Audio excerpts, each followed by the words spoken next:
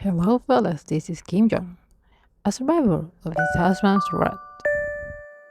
An innocent man, but all he wanted after a long ass day at work was to fall asleep admiring his beautiful husband while he slept peacefully next to him.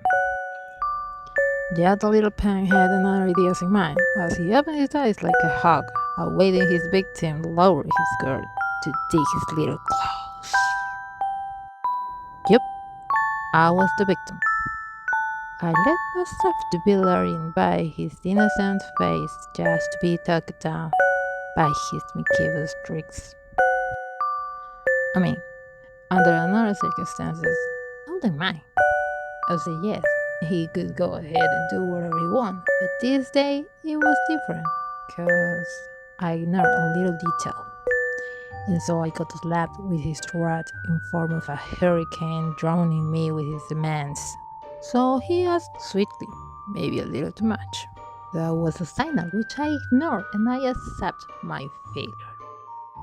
Babe, can you get me some strawberry with me chocolate ice cream?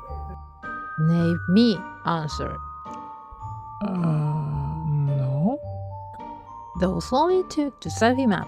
He stood up and started saying how I didn't know about flavors, what I missed out, and how terrible I was.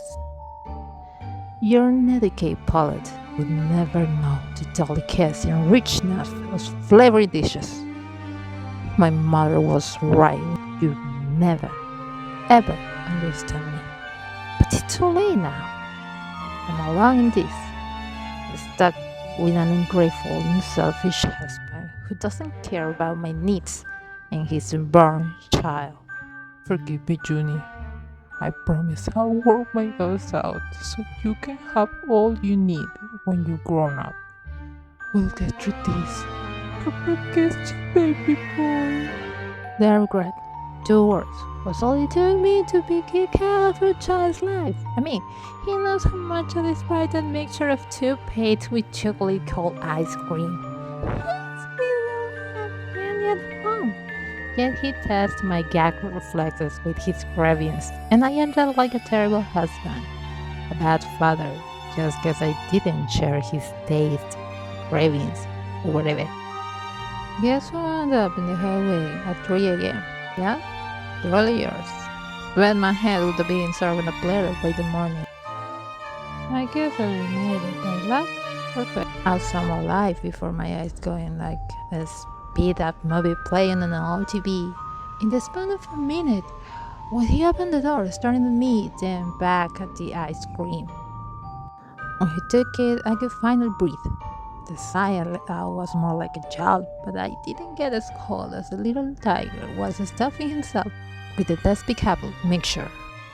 I felt my skin crawling up again when he seized me up and down, with that peculiar face of his.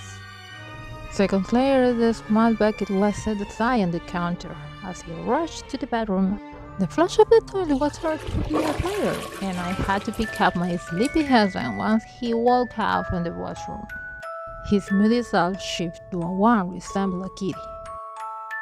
Can I have roast chicken with peanut sauce? He mumbled as I brought him to bed.